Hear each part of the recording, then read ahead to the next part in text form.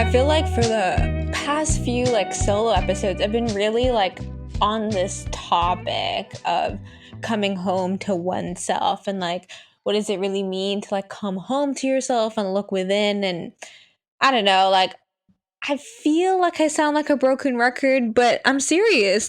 Come home to yourself. Come home. When I started this journey, I didn't really realize what I would gain. And I think that's probably for the best, because even if I had the smallest inkling of what I could find on this path, it probably would have changed my entire journey. And I think going into it with no clear expectation of what I was going to get out of it, but just this sort of inner knowing of I should explore this, I think let me sort of be open to the experience as it unfolded for me. And the reason that I place such emphasis on this idea is this podcast is really about, the things that are on top of mind for me. And this whole spiritual journey and working on myself has been the thing that I have been obsessed with for the past few years now. And so it's been interesting for me in my journey, kind of seeing what it all has been culminating towards, or just reflecting on my growth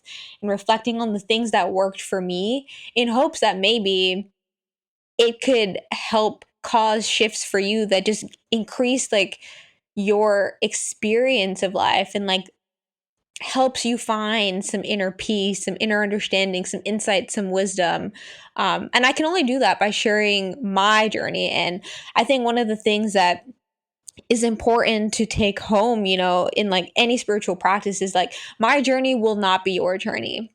Point blank, period. Everything that I say, every tip, advice, seed that I try to plant, they may not necessarily be what works for you. For you, it might take a completely different turn or look entirely different, and that is okay.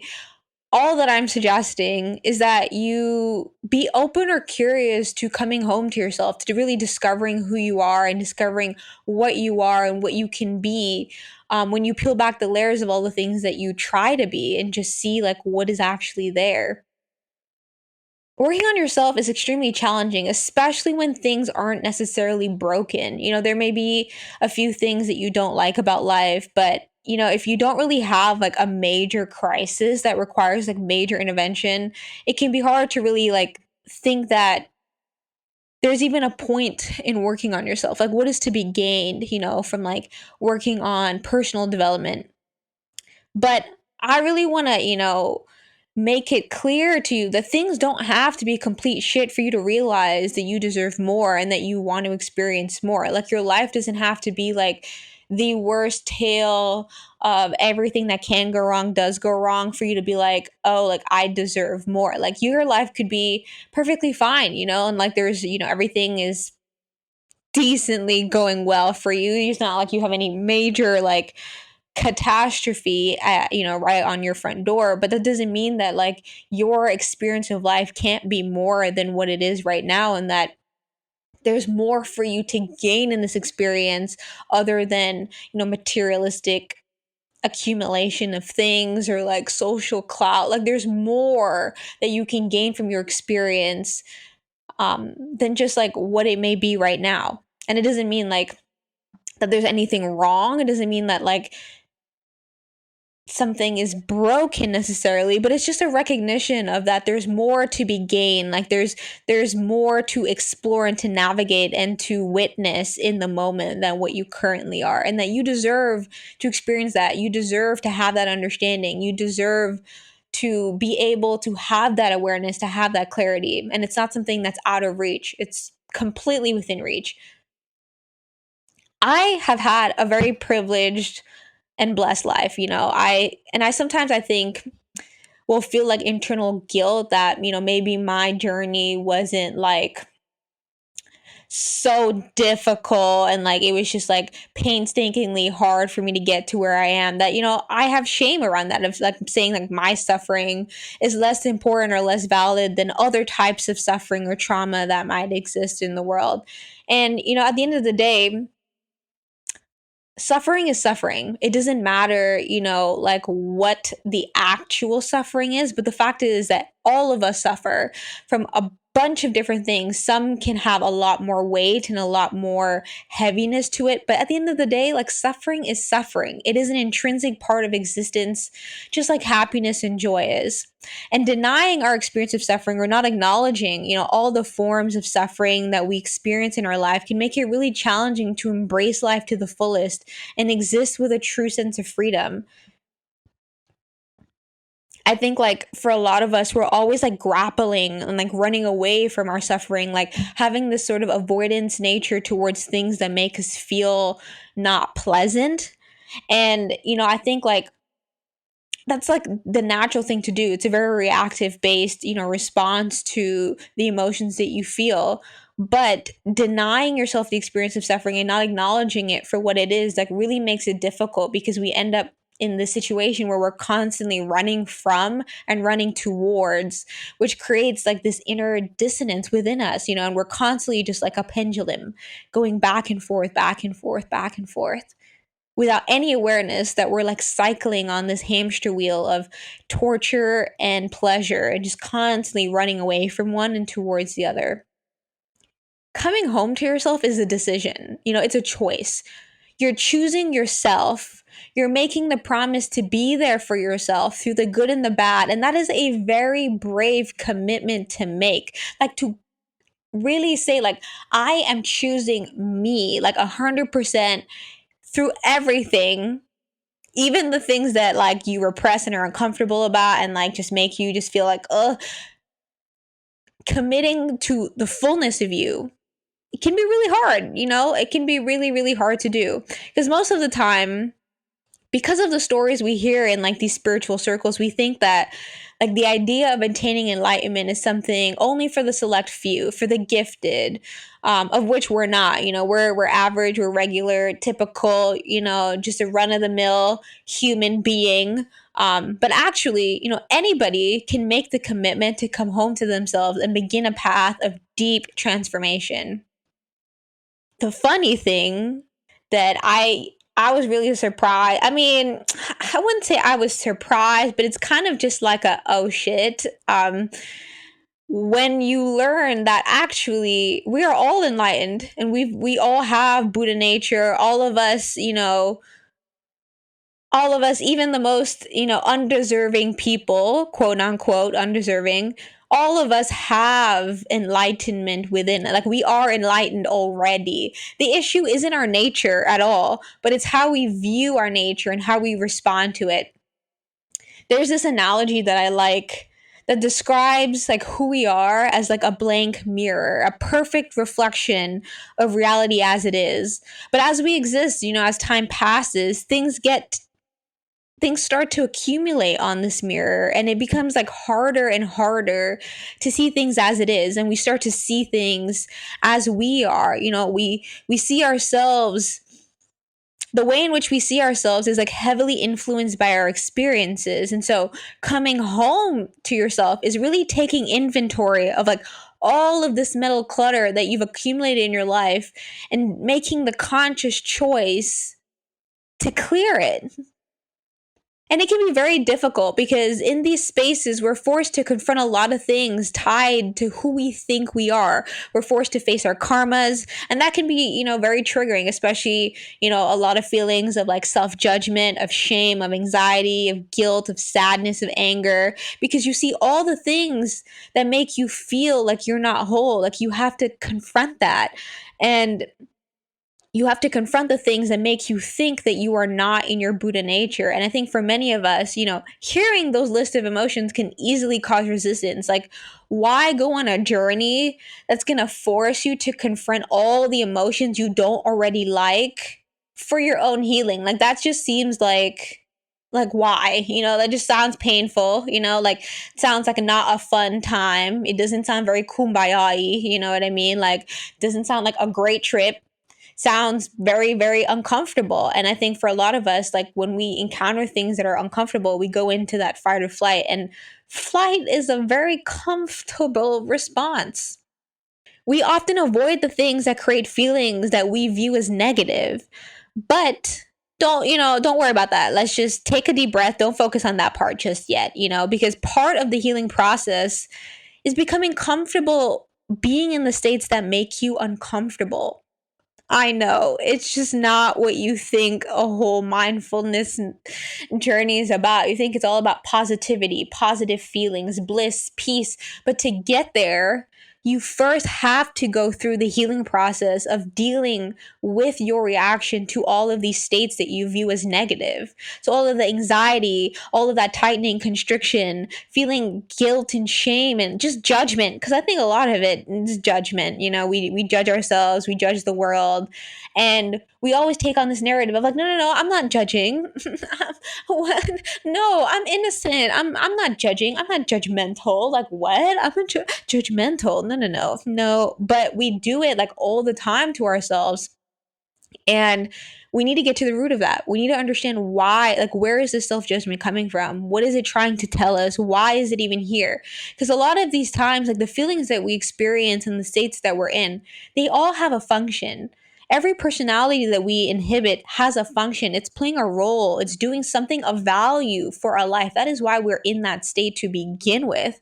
The question is, can you see that truth, or are you so caught up in the intensity of that emotion that you're not able to see with clarity what it is that it's really about? You know what I mean? Like what is the story really about here? What is the issue? What is the thing that it is trying to protect you from?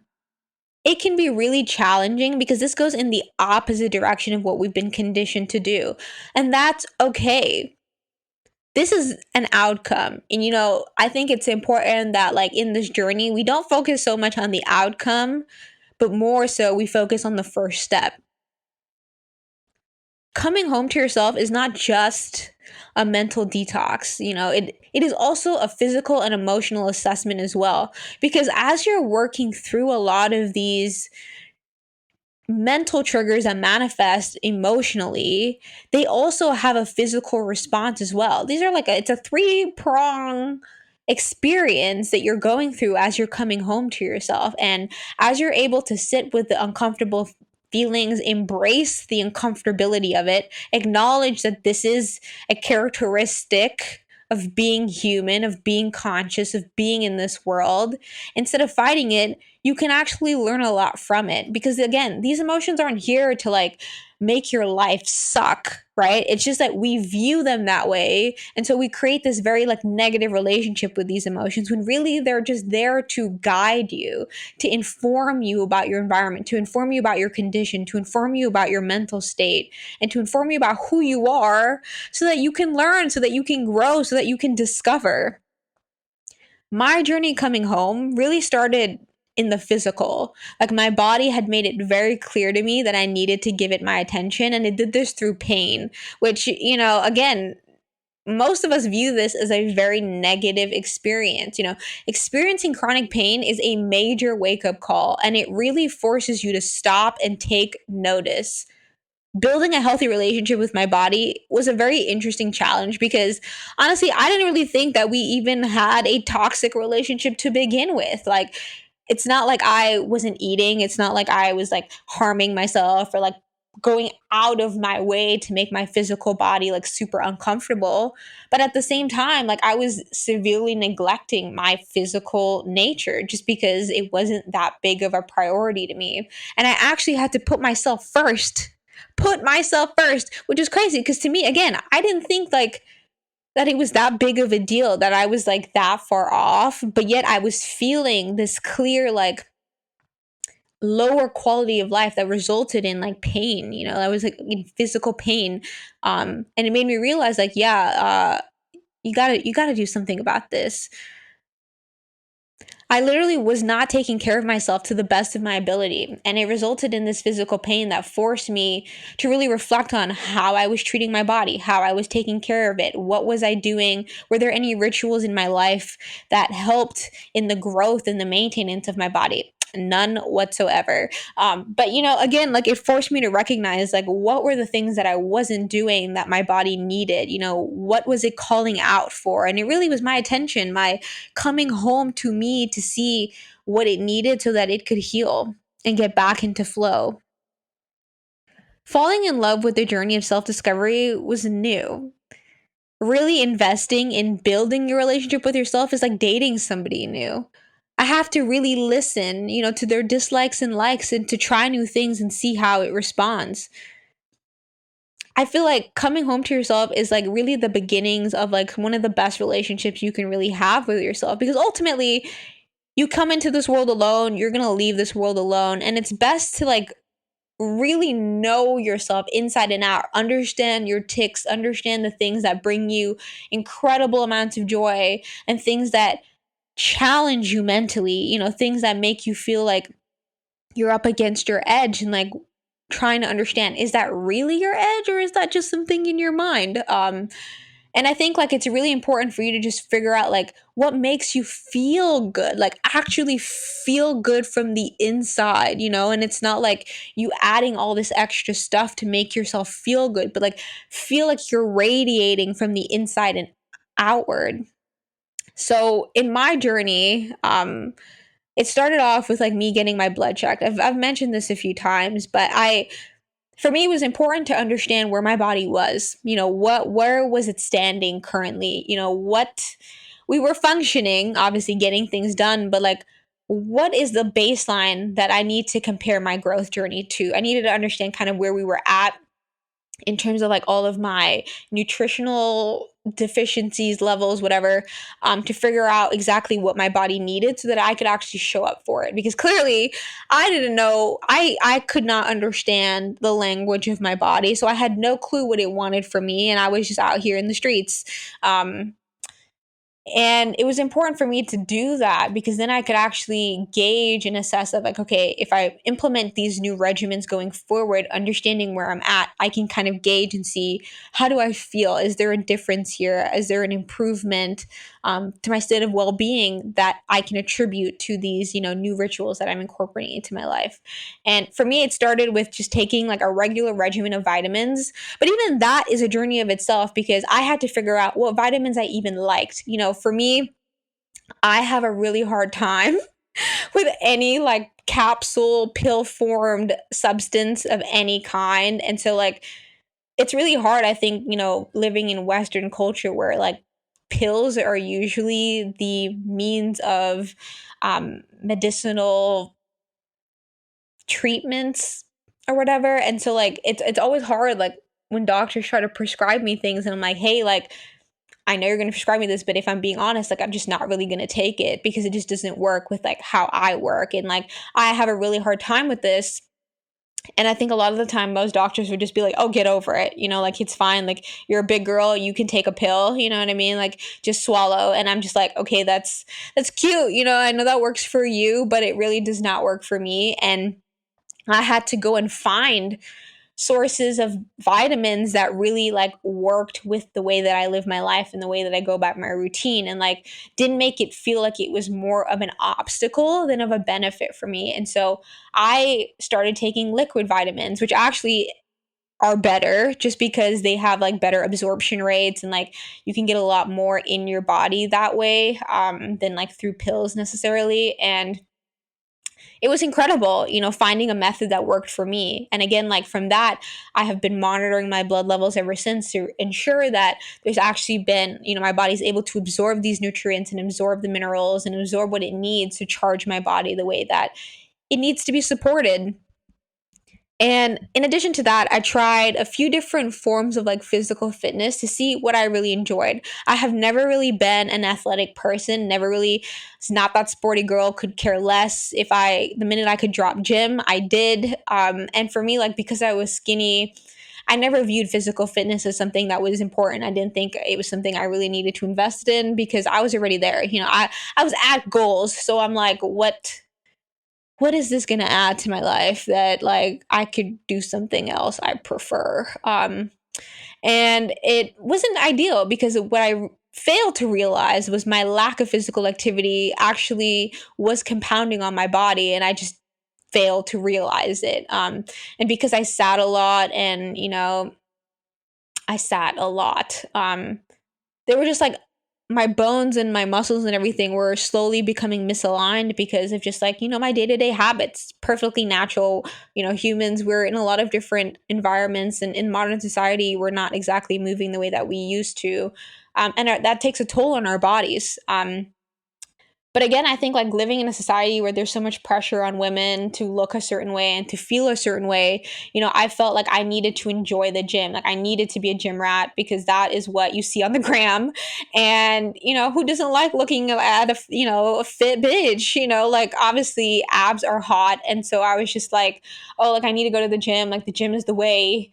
And I would go and it would be fine, but I didn't love it, like I did it, I got through it, but it would never felt like something that was just effortless. It always felt like I had to psych myself up for this. And eventually, it would lead to me falling off. Like I would be like, yeah, I'm committed, taking the protein, all that jazz. And then I would fall off and like not do that. And I would feel really bad because I'm like, shit, like, how are you going to be committed to yourself if you're not even like going to the gym like you said you are?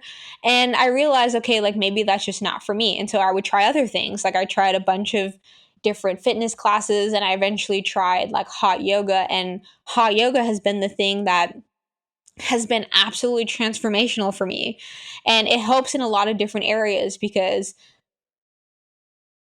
a part of me going through my physical journey and like I had to really start investing in my wellness and take my care seriously. So I try like physical therapy and things like that to help deal with some of the pain that I was feeling in like my legs and my feet. And it made me learn and realize through like going to a bunch of different doctors to figure out like why was I feeling pain, like especially someone who's not overweight, not necessarily unhealthy in any way, like why was I having this like severe experience of pain that was making it very difficult for me to just move around. It made me realize like I had just had this very neglectful relationship with my physical body and I didn't stretch and I sat a lot and my back was like, I was in my phone hunched over, like not good for my posture at all. And I needed to find a practice that allowed me to really get into these deeper tissues and like to stretch them, like literally just stretch them over and over. And stretching was just not a practice that was a part of my life. I didn't wake up and stretch, I didn't do any of that. And it just seemed like a burden again to like just try to stretch every day or like do physical therapy exercises every day. But when I found yoga, it was literally like a high from the first class. It was like this was something that just spoke to me. Like it just was easy, effortless. Like I enjoyed it. The time just went by. I always felt great.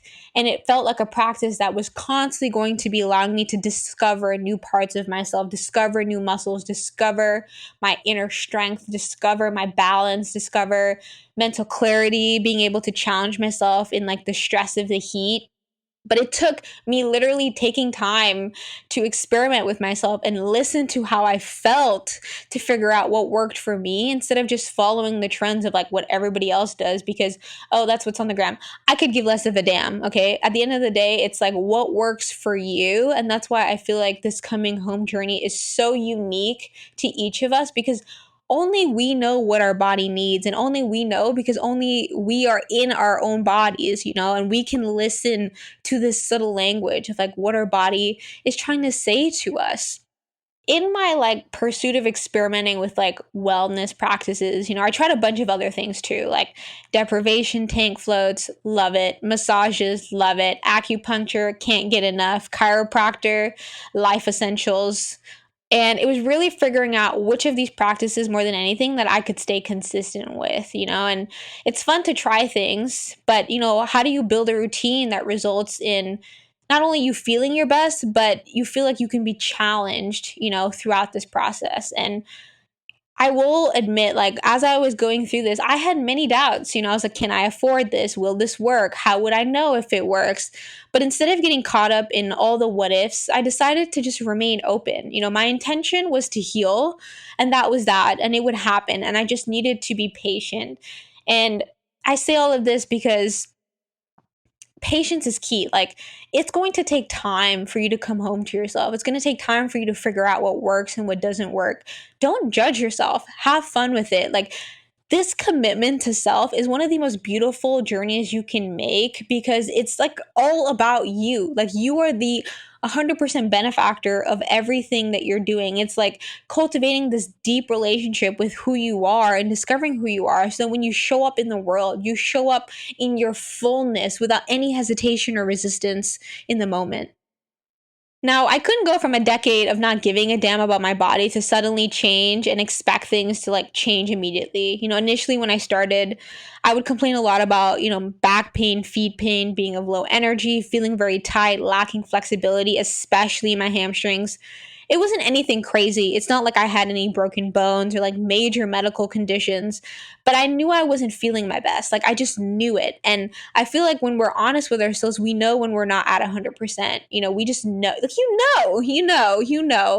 And after a year and a half of hot yoga, 5 months of like chiropractic adjustments, tons of acupuncture and cupping sessions, and getting my vitamins back in check, I feel the best like I ever have in my entire life. And I wish I could describe like really and truly how amazing I feel in my body, because it is just absolutely like night and day to me what it feels like to be in this vessel that I call my body. And I will admit, like, things are not 100% loose, but the spaciousness is still incredible. Like the increased flexibility, the increased awareness of my body throughout different positions, feeling the alignment of my hips, my spine, my neck. My posture is so much better. When I sit to meditate, my back doesn't cramp. I love cupping so much. Like working with the fascia has been like, a whole love language even on its own. Like I used to literally not even be able to take like the tiniest little cup because it hurt. Like my muscles were just so tight, but now I'm like, cup that shit, like cup it. The harder the better. And I know it sounds naughty, but everybody should be cupping, like for real, for real. I have such a deep appreciation for my tendons, my ligaments, my fascia, every organ, every bone. Like, our bodies are absolutely incredible and they deserve to be taken care of. And it makes me so excited and motivated for what's to come because I feel so good now. Imagine 6 months from now, like where I'm going to be at. Like, it just sometimes blows my mind at how far I've come, but still how much more there is to go and like how much more I can learn about my own body. And it's like I've had this body for a long time, but yet it continues to surprise me. Like it only gets better and better. And I know like health and wellness can definitely be a privilege and it often comes at a cost. But taking care of yourself is a gift that keeps on giving. It's priceless. And you don't have to do it all at once, but you can experiment. You can try different things, see what you like, learn about yourself, and keep what works and throw out what doesn't. There is no rule book here. The only thing that matters is literally how you feel. And at the end of the day, our goal is for you to feel your absolute best. Once I figured out how to deal with my physical pain, it was time to address my mental clutter. I personally am of the opinion that you can never have enough mentors. The more, the better. Get a mentor for everything. And, starting a meditation practice, I felt like was the first approach. And it has been very rewarding when it comes to clearing out the mental clutter. I've mentioned this, in a few other episodes, but my meditation practice opened my awareness and it helped me cultivate prana. My meditation also helped me realize a lot. But meditation alone did not get me to the root of all of my, inner closet shit. It helped bring my awareness to a lot of things and like being in the moment and experiencing the fullness of the moment, but it didn't always help illuminate things that I knew needed to be illuminated. It was a great practice and it can be done all the time. All you have to do is be aware of what you are experiencing in the moment, any moment, good moments or bad moments. And that's why, I really love meditation. But I was also trying, not to become obsessed with it. Reason being is like you don't need to be sitting in Vipassana to be a meditator. And for me, meditation is a practice for life. And to do that, I really needed to be engaged with life, not running away from it, to my mat where I could just sit all tranquil and like only in this conditioned environment could I cultivate a sense of calm and joy and contentment. Like I needed to be able to have this shit apply to the real world where things get messy and are not curated and you just don't really know what the hell is going to happen. still, like, a part of me really wanted to accelerate this illumination of the mind because I realized that I'm very good at seeing things my way, and I needed assistance to look at my own shadows. And for that, I got a coach. And, I will say, like, finding the right one is not easy. It takes understanding who you are and what you really need, and ensuring, like, that other person really meets you where you're at. And there are lots of different coaches out there. I really just recommend doing research, interviewing people, having consultation talks, just feeling them out, feeling out, like, do they understand you? And for me, like, understanding was important. And that's the reason I, chose the coach that I did, is because I knew she would understand what I said and was trying to say. Like, she would understand how I see things enough to help me navigate my own mind. And we just talked about everything. Most of what was on my mind, what bothered me, what triggered reactions in me, and what I was feeling in my body. I had to be vulnerable. I had to be okay with it not being perfect. I had to be okay with not having my shit together, with being messy, with being emotional, which can be very intimidating because I am very used to being in control, especially of my emotions. And this practice was forcing me to do the opposite. When you are Mary Kondoing the mind, it allows you really to work with the emotions that are within you. So they're no longer taking up space in the body, but can be released into the ether. It's giving you another dimension of spaciousness, emotional and mental clarity, and it gives you space for your energy to expand into. Little by little, as you do this work, you're really just clearing that mirror of gunk. And slowly but surely, you begin to see things more and more for what they are, to see things clearly without attachment. It's like unlocking more of who you are, seeing yourself without all the labels and the should haves and the have tos. Coming home to yourself is not fixing yourself because there's nothing that needs to be fixed. It's about seeing who's there and loving it. It's seeing what is and embracing how it changes. It's seeing that pure light within and letting it radiate without shame. It's the bravery to wear your heart on your sleeve no matter what happens. The power is in you. It always has been. You can choose the way or not. Either choice is fine. It doesn't make you less worthy or less special. But coming home to yourself is truly about love, about being love. It's quite the responsibility, but I think you deserve it. Do it for you and only you.